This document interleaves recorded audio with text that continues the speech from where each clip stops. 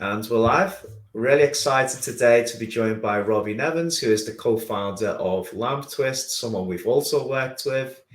And we're going to discuss how he scaled his e-commerce store, some of the challenges logistically, which marketing channels have been working well, and also how he stumbled upon this niche. You think of the modern e-commerce entrepreneur, everyone seems to want to do fashion, apparel, and things like that. But for Robbie, it was lamp. So, Robbie, welcome. Why don't you give us a quick Thanks. intro into who you are, what your background is, and how you entered this niche?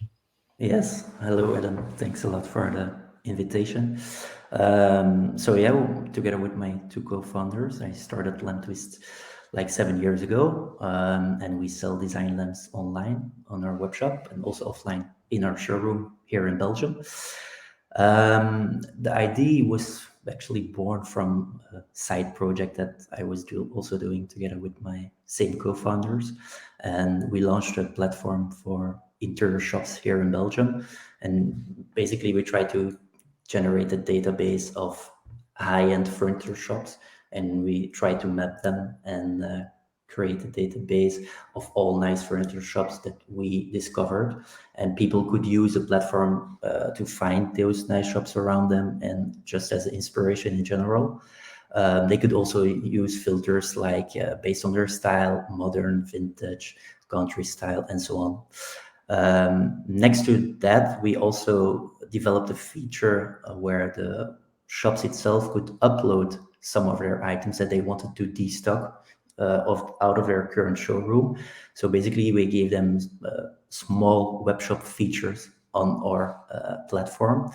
And we did that because we noticed that these nice shops, they had really amazing showrooms. So the physical presence was there, but Yeah, the online presence wasn't really up to par. And sometimes they were selling sofas of 10,000 euro. yeah, But when you would visit the website, it was not fitting that style at all, or they didn't even have a website. So we said, okay, let's develop some kind of tool or some kind of platform where these shops can upload their own items and try to sell it and really have a connection or a first touch point with the potential clients. And we did that for 1 year, I think, something like that. But basically, the feedback from the shops was that they saw this as an external website or an external tool and not their own website. So yeah. they were in their mind, it was like, okay, I'm doing work for somebody else or for another company and not for my own company, which was not really true, of course, because the goal was to really generate sales for them and to even drive traffic physically to the showroom, because the client could reserve the item online and go to the physical store and just buy it there. But we learned obviously a lot from that project.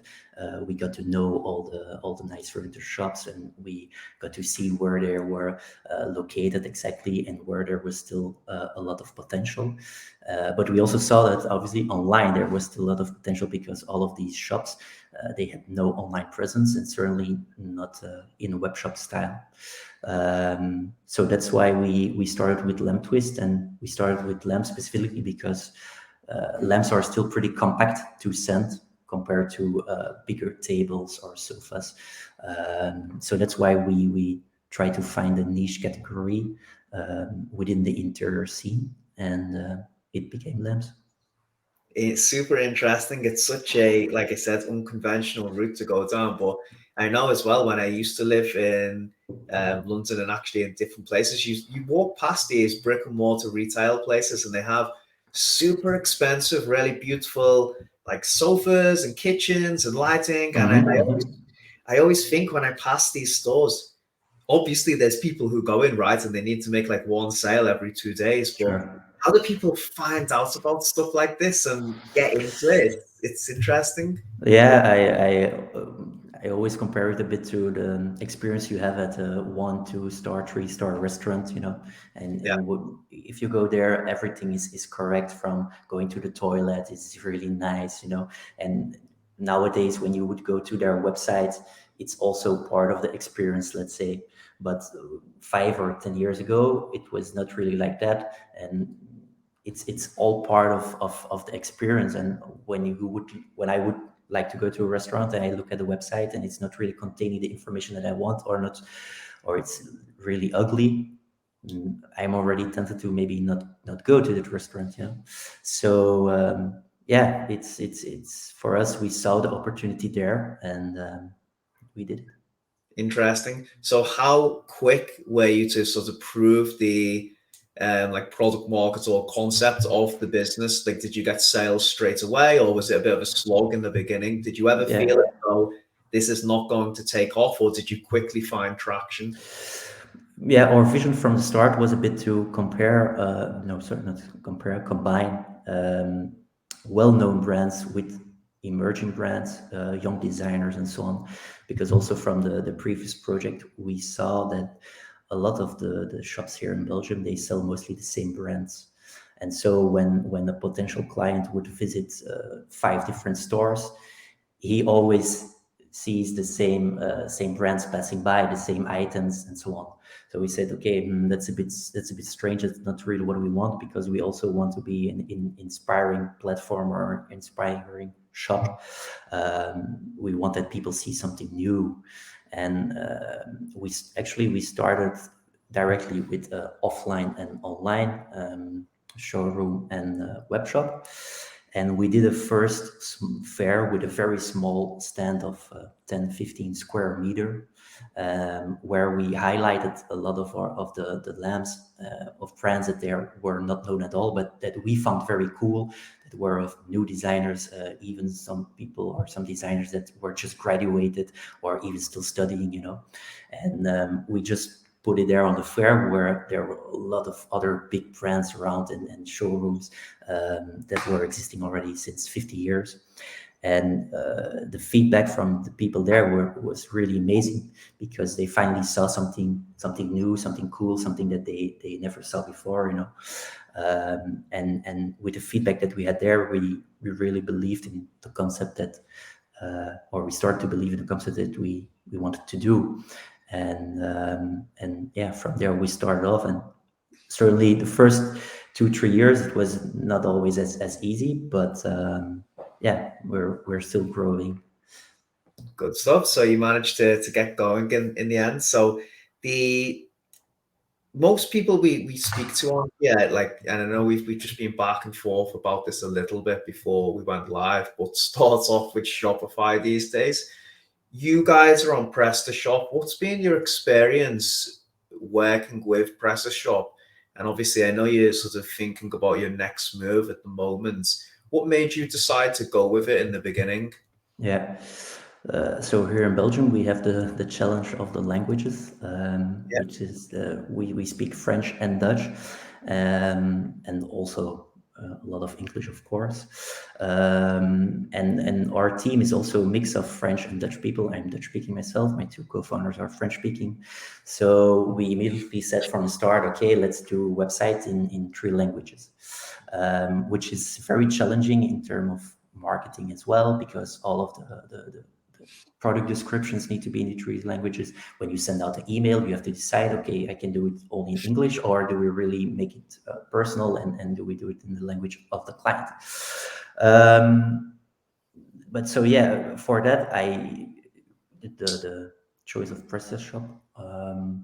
I really spent a lot of time thinking about it and doing investigation. And back then, Shopify wasn't really the powerhouse yet that it is now. And even nowadays, it's not that yet so much focused on multilingual, the yeah, multi-currency, and so on. So we face this challenge there with Shopify, that it was very difficult to handle these 3 languages. And PrestaShop, which is a French company, it was made in Paris, so they were very focused on Europe and on Europe clients, while Shopify was mostly focused on US market. So actually, yeah, any e-commerce platform, it always has advantages, disadvantages, certainly. But I'm very happy with what we could do with PrestaShop until now. But as you said a bit in your question, we're also at a certain point where we maybe are at a point where we need to look into the future and what is future-proof software. If we look also into the integration of all the tools that we use, like Klaviyo, like Channable for data feed management and so on. These kind of cool tools, they don't really use PrestaShop as a native integration anymore. So we are, as you said, we're looking now into what is more future-proof and so on. It's difficult, isn't it? Because as you said, even though the platform, I'm sure, is quite robust and serves a purpose, when everything is consolidated around one software, it's like you have to wait for the main software to be developed on, and then like they will do PrestaShop in a year or two from now. And I see it with using Klaviyo as well. Like everything comes out first for Shopify, and then it's like, okay, 3 years later, now we've got a PrestaShop integration. Exactly. Not everyone has the luxury of waiting. And for Klaviyo, it was even PrestaShop 1.7, I believe, and we are still using 1.6. Obviously, we could upgrade from 1.6 to 1.7, but it also has a lot of challenges for ERP system, for example, that is only built on 1.6. All the modules that we are already using on 1.6 need to be upgraded. So in the end, maybe we will be at the same cost as doing a re-platform, So. And what's the breakdown in sales at the moment? Because I know you sell to France, right? The Netherlands, and obviously Belgium and the UK as well. What's the type of breakdown at the moment between all those territories? Yeah, I think the biggest market for us is the Netherlands. Around 25% of the turnover goes to Netherlands. Then France just behind, let's say between 20-25% also. And then we have Belgium, which is just under 20%. And then we have all the rest of Europe. We sell a lot in UK, a little bit less since Brexit, because now you guys have to pay importation costs, and you were never really used to that. So we had a lot of problems with it, actually. We can even put it in big on our checkout that you have to pay import cost. But we still face a challenge that a lot of people from the UK, they don't really know about it. And then the packet gets returned to us after 2 months. But yeah, so it's Netherlands, France, Belgium, the two languages that are also our main languages. So it makes a lot of sense. But we also see that there is a huge difference with the Netherlands and France compared to Belgium in terms of buying online. They're a lot more used to it. It's anything technology related. You see that Netherlands is 5 to 10 years ahead of Belgium. When you compare it. So yeah, it makes sense that these people are less scared to buy something online. We have an average order value of 380 euros, which is around, I don't know in pounds exactly, I guess 350, something like that. So it's pretty high, to buy it without seeing it, without knowing who is Lamptwist. But we see that in Netherlands and France, they're less scared to really do that because they're already used to do that for years. While here, since COVID, Corona, in Belgium, we're more forced to do that because the physical stores were closed, and now it's starting to get better and better. People here in Belgium are buying online, but we're really. We really are people that still would like to see it, would like to feel it. What is the material, things like that. It's such an interesting conversation. Actually, we work with some people who also sell in different territories, and one thing they found is that actually if they decrease the AOV on the first sale in certain countries, the repeat purchase rate is higher. So even if they're not necessarily super profitable on the first sale, I know the common sort of knowledge and recommendation is to increase it as much as possible, which I sort of understand. But we've seen people go in with lower AOVs in certain territories where they may be averse to spending that much, increase the conversion rate, and also the repeat purchase rate from those cohorts of customers goes up significantly because they do de-risk the first purchase, and then they try the product and they feel, like you said, confident I can buy again and again from this store. Little bit more difficult with you because you're selling lamps and not snacks or supplements, but we'll get into that in a second.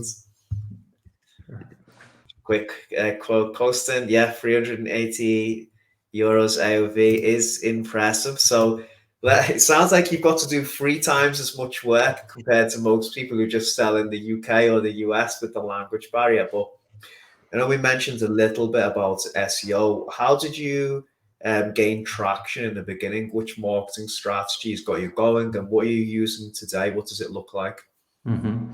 So yeah, what I said just a while ago is that our vision was always to combine well-known brands with lesser-known brands, and obviously the well-known brands, they have some kind of search volume behind them.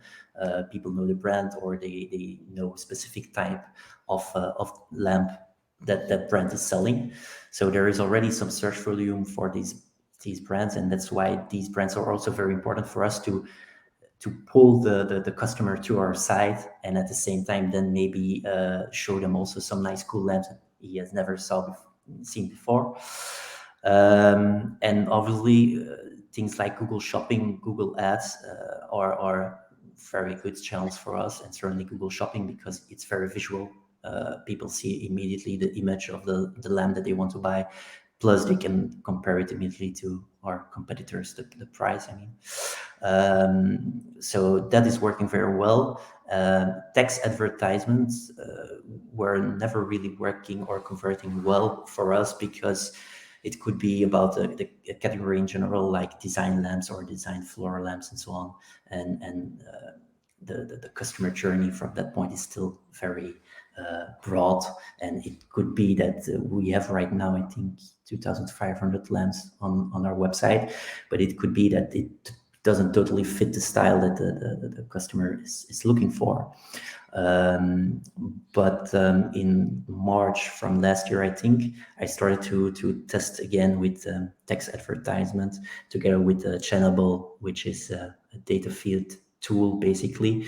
So all our products are synchronized from PrestaShop to Channable, and from there we can with the data feeds we can go to marketplaces, but you can also use it to automate your advertisements on Google Ads, for example, and you can play a lot with the data and automate it a lot. And I started to do text advertisement again specifically for brands, and actually it works pretty well. It's not giving us the return on ad spends like Google Shopping, but it's quite okay. On Facebook, we are just doing retargeting because again, for us, Facebook to do cold campaigns to people that don't know anything about Lamptwist, and we immediately push a lamp of 500 euro or 200 euro, 300 euro. It's very difficult.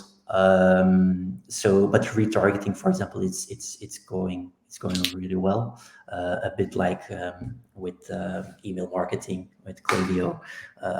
It's a very important channel for us. I think it's responsible for around 20% of the turnover. So that's really huge, and we will try to keep on improving that.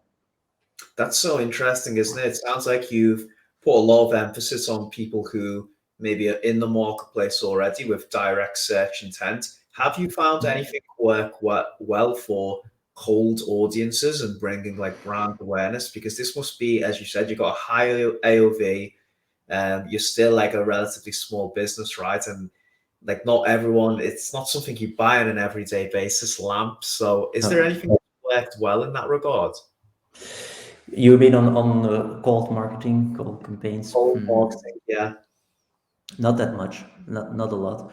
I tested a lot with Facebook marketing and lookalike audiences based on the Yeah. features that we were already having, or based on Google Ads clickers. I did a Facebook lookalike audience, but it was really very hard, and certainly nowadays to track it with all the privacy changes and so on. For me, Facebook is really a channel where there is still a huge potential, but where we should look into a lot more, where we can still maybe find a lot of turnover. But it's very difficult, the cold campaign for us. You think, because obviously a lot of the items in the store are high end and fall under like luxury, I suppose. Is there any way for Lamptwist to become sort of like a lifestyle brand, where you use influencers with really nice lighting? Have you experimented with anything like that? We've been in, a lot of influencers contacted us actually, but of Yeah, course, influencer marketing is also something special, and it's sometimes also not that easy to track the return. Um, but next to lamps, for example, to increase the retention rate, I already also spoke to you about that. Is that we did some tests to expand our categories from only lamps to like small accessories, like small trays, candle holders, things like that. Even blankets, because of a lot of the brands that we are selling, they also have this in their product yeah, the catalog. And we said, okay, that's maybe cool, certainly for things like to give as a gift, Christmas, Father's Day, Mother's Day, things like that. And we can also do some email marketing about that to our current client database. And because for us it was important to get people to buy to do a second purchase, third purchase, and that was one of our biggest challenge actually, because as you say, a lamp is not something you buy every day, and certainly not when you have bought it or when you did an order for all the lighting points that you have in your house. If you're happy with it, obviously you will not replace them within a few months.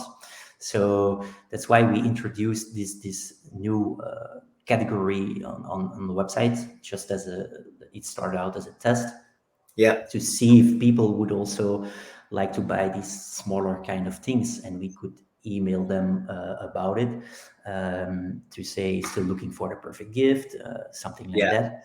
And it's something that worked out pretty well actually, and we will keep on trying to expand that category, but obviously not with things like chairs and tables, because then Yeah. I think we're starting to lose our focus a bit with the lamp. This is a very interesting topic, actually. Something I've spoke to with a few people recently. As you said, when you're working in these categories where generally people make one-time purchases, product diversification can be a really powerful way to increase that retention rate. So clearly, you've got some initial results with that. Are you still going to stay niche, or do you think in the future maybe you just become like a complete luxury furniture store where you've got No, sofas and no. everything else? No, we will always try to stay niche, and certainly because there is still so much to tell about lamps. I mean, it's still a technical product, Yeah, meaning clients are asking a lot of questions about what kind of color of light does this give? Is it enough to light my dining table? Things like that. And it's very difficult also to explain that online, not just on the product page. yeah, So there is a lot of explanation to do about that, and we really strongly believe that we are also building a new showroom where we try to explain and give that experience to yeah, our clients, to explain more about lighting in general, because we find that there is a lack of information on the current market about that. So we still see that there is so much things to do about lamps that we will never go into to being a luxury brand at all. We will never go there. But I think that the category that we have opened up online with the small accessories can certainly help to maybe attract people to our web shop, and to see that, oh, they also have these nice little things that I can buy, and not only lamps that are too expensive for me right now.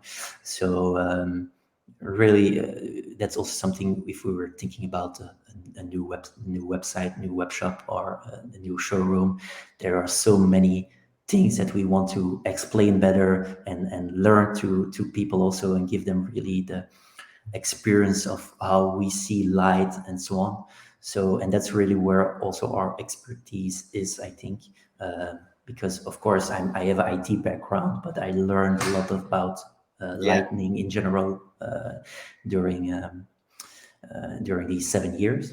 And I think that's something that we want to also to exchange with people and try to, yeah, to give it in them in an easy way as well, because obviously if you're going to technical, it's not as easy for people to understand. Yeah, no, it's super interesting. So I look forward to you creating 2,500 videos of lighting demonstration every Yeah, that's the idea. little cut. Hey Helen, good to see you watching along. She needs to get back to work though. Okay, so the products, and this is something we were talking about over like Black Friday, like logistically. Some of the items obviously can be reasonably sized, some of them are big, but they're probably quite fragile as well, I would imagine. And Mhm. you need to be very careful it don't get damaged, because I can sense the returns would really hurt your business if you have a high volume of them. What type of challenges has there been, and how have you overcome them in this regard? Yeah. Yeah, it's as you say. I think we are selling right now around 100 different brands, and these 100 different brands, they all have different kind of packaging. Yeah, And one brand can be or can have a perfect packaging, well protected already, but nearly all the boxes are specifically made for that product or for that lamp.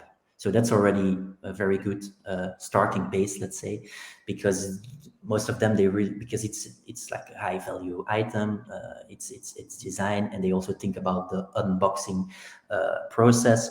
So some of these are very well protected from the start.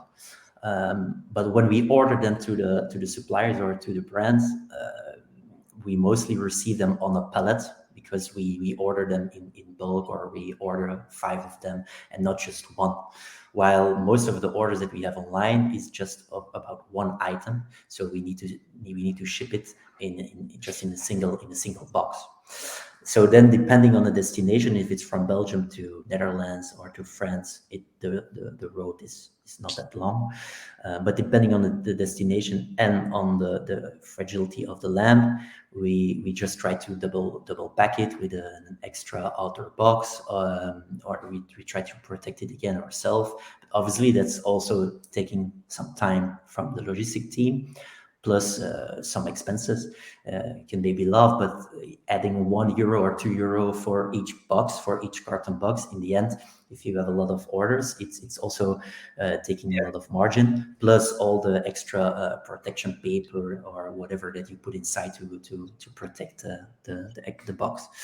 And it's true that we have some table lamps, for example. They are very small, and they are very well packed. But sometimes you also have floor lamps of 1 meter 50, 2 meters, yeah, and there we have also the problem that sometimes certain carriers, they are not even accepting the box because of the limit in terms of size that they put. For example, we have there is some certain carriers where the maximum height is 1 meter 50, yeah, but we have floor lamps of 1 meter 70 or 2 meters, and they just come already in a box that is 2 meter high. So we have to find another carrier like UPS or DHL, who are more focused on these higher items. But obviously, the price is also more expensive to ship it to the client. So then you decide to, okay, I will adapt the product page, or in the checkout, I will adapt the price for the shipping just for that product. yeah, But then you have to also start to think, but yeah, okay, but on the banner on top it says free shipping from €75, but it's not really true anymore if you yeah, buy this yeah, certain item. So it really depends on the product itself. Certain items are made of glass, others are made out of wood. Obviously, the one of glass is more fragile than the wooden lamp. So it depends, but we're lucky that a lot of products are already protected pretty well from the start. There are certain brands who are packaging it really very bad, and but we know that, and then we just protect it extra ourselves. um, but yeah, it's a big challenge, certainly when for us, there is not really any kind of border. I mean, we ship worldwide. Yeah. Obviously, 95% of our turnover is happening in Europe, but we still have from time to time some requests from Asia, Dubai, a bit from everywhere, and most of the time these are not just one lamp, but multiple lamps. And in that case, we have to find a solution in terms of shipping. But in this case, we just make a manual quote for the shipment cost. Yeah, no, it is interesting, isn't it? I think we've worked with some people as well, and actually we've got a couple of staff who've worked with luxury children's clothing, and they get random orders from Dubai or Japan or China, obviously, for like thousands of pounds come in. And I mean, you're not going to say no to these orders, right? To take care of these people. So have you ever thought about going into more brick and mortar retail locations in the future as well? You mean next to the new showroom that is already planned? Yeah, so just expanding the store footprint all over Europe. Yeah, I mean, with the new showroom that we're planning, we want to change our concept a bit of not just focusing very hard on selling. Like you have a salesman there and go with the catalogs, with the clients and so on. That's not really our style. As I said before, we still think there is a huge challenge and a lot of things to explain about lighting in general. And we really see our new showroom a bit more like to have an experience. And we want to maybe go even a step further, like that people come inside when we are not even there. So no vendor at all. They can come inside if it's 9 or 10 p.m. It doesn't even matter, after their work, and they can play with the digital screens and they can see the lamps and even explanation with video and so on. That's a bit our goal, but of course to do that technically there is some challenges which we are right now investigating. But if that kind of concept is having good feedback and if people really like it, then the goal is really to very fast do a second one and a third one. If it will be in Europe, I'm not sure. In Belgium, for sure. But Belgium is a very very small country, and with the languages, we are actually we have an advantage that we could expand easily to Netherlands or France. It's also not that far away, but certainly with the language, it's not really any issue. So it's certainly possible, but we have to first see if the concept that we want to start with the new showroom, if it will work out well or not. I suppose when we talk about like all these challenges you're facing, you can see why so many people just go into cosmetics or fashion and then start a brand up, because it's so much easier, all these issues. No, certainly, and we also saw that with the new category, with the small accessories that we added. It's actually not technical products at all. So you just ship it, and it cannot. Most of these things even never break, And people they email us a lot, saying my light is not working, or I have a dimmer but it's not dimming well, and it's still very technical products, lamps. While the other accessory things, people will never ask some questions about it. It's design, and you either like it or not. It's candle holder. It's easy products to sell. So that was made me also think about, okay, these kind of things are a lot less complicated than and selling lamps, but at the same time, it's also a cool challenge, to sell lamps, to explain the story, because that's what we really like, that storytelling. About the lamp as well. Who was the designer? How did he get up with that idea to make this lamp? So I suppose as well, one of the good things about that is that if there's new people looking at the space, like, oh, it's quite easy to start a cosmetics brand or fashion. It's been done a lot of times. Whereas, as you said, all those unique challenges, you probably really have to be passionate about the lamps and the lighting. Otherwise, you're just going to give up, because, as you said, and it probably makes it easier for you to compete, I would imagine, in that regard. Yeah, no, sure. So final question, Robbie, before I let you go on with the rest of your day. What would you, I know you've already gave a lot of great advice on all these topics we've just covered, but if anyone new is entering the space, what would your advice be to them? I think for me the two most important things are customer service and logistics, because right now we see that a lot of people they expect that they get their order very very fast, and in that regard logistics is obviously very very important, and customer service, customer experience, because people are very fast to leave very bad reviews around on Trustpilot or any website. Facebook, they spam on comments of your Facebook post and so on. But for us, or at least from my experience, what I learned is really 2 years ago we were looking for a logistic company to do everything from sending the lamps to our clients to reception of all the orders that we do to our suppliers, basically fulfillment company. We did that search 2 years ago because we thought, okay, we cannot handle this anymore. We have to find an external company to do this for us. But then 1 year ago, we saw that the invoice was getting too high. We had a lot of customer service requests like, okay, I bought 2 lamps, I only got 1. Then we had to check back with the logistic company to know to find out where is the lost item, all things like that. So we took back the logistics in our own hands. We do it again in-house. We hired some people to be in the logistic team. And since then, I really find that we have a lot less complaints from clients, and it's a lot faster to solve these kind of problems that we had in the logistics. I'm not saying that everybody should do it in-house, not at all, because obviously it's not for every company that should be doing that. And I'm sure that maybe in the UK there are a lot of companies, fulfillment companies that can do this very well. But here in Belgium, not a lot of fulfillment companies are focused on e-commerce.